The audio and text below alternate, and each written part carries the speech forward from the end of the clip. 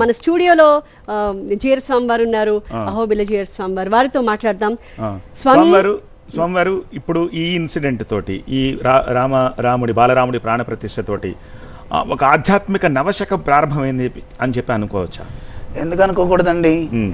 News channels అన్నీ కూడా news పక్కన పెట్టేసి ఆధ్యాత్మికమైనటువంటి రామ వాతావరణాన్ని తీసుకొచ్చింది అంటే ఇది నవశకంగా ఏమిటి, న్యూస్ని తీసేసింది.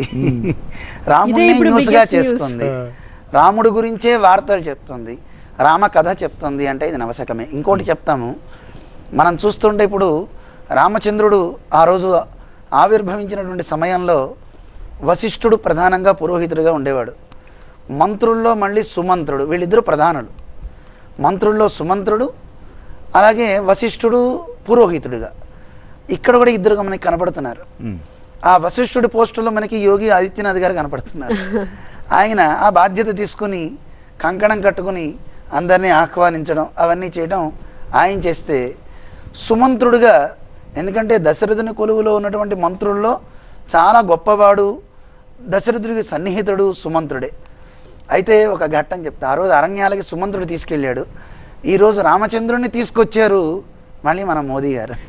అదే సుమంత్రుడు మళ్ళీ అయోధ్యకి తీసుకొచ్చి, అయోధ్యలో, ఎందుకంటే సుమంత్రుడు కూడా బహుశా బాధ ఉంటుంది, అయ్యో నేను అరణ్యాలకి తీసుకువెళ్ళానే, ఏమిటి నాకు ఇది అని బాధపడ్డట. ఆయనే మళ్ళీ కృష్ణావతారంలో అక్రూరుడుగా అవతరించి కృష్ణుని మధురాపురానికి తీసుకువెళ్ళినట్టుగా మనకి చెప్తారు.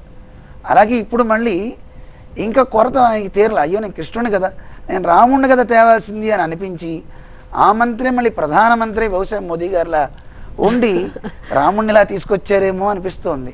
అలాంటి మంచి వాతావరణం, ఆధ్యాత్మిక వాతావరణం ఎంత బాగా అంటే ఆబాల గోపాలం. నిన్న చిన్న పిల్లల దగ్గర నుంచి చూస్తున్నాం, కోలాటాలు ఆడుతూ అందరూ జళ్ళు వేసుకుంటూ వేషాలు వేసుకున్నారు చాలామంది.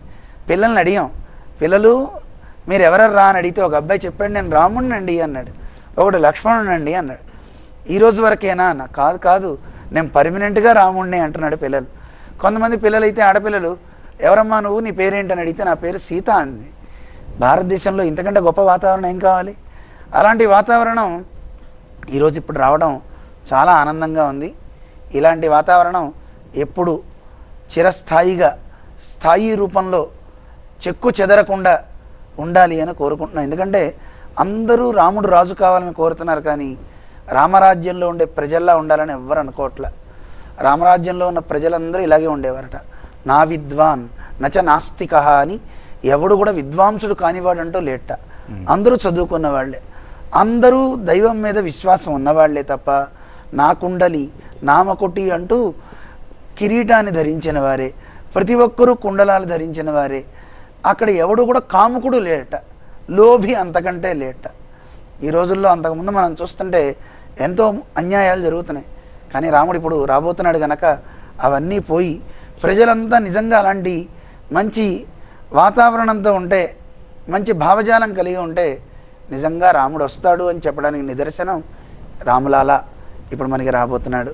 రామచంద్రుడు అక్కడ ఆవిర్భవించి అందరిలో భక్తిని బాగా బాగా పుట్టించాలి. రామాయణం చదివితే అనిపిస్తూ ఉంటుంది, ఆ రోజు రాముడు పుట్టినప్పుడు ఒక కోసల దేశమే బాగా ఆనందించింది, కానీ ఇప్పుడు భారతదేశంతో పాటు మన ప్రవాస భారతీయులుగా ఇతర దేశాల్లో ఉన్న వాళ్ళందరూ ఎంతెంత గొప్ప గొప్ప పండగలు చేస్తున్నారో మనం చూస్తున్నాం. ఇది నిజంగా ఒక నవశకమే. చాలా అద్భుతమైనటువంటి వాతావరణాన్ని కలిగించింది ఈ అయోధ్య రామ మందిరం అనటంలో సంశయం లేదు.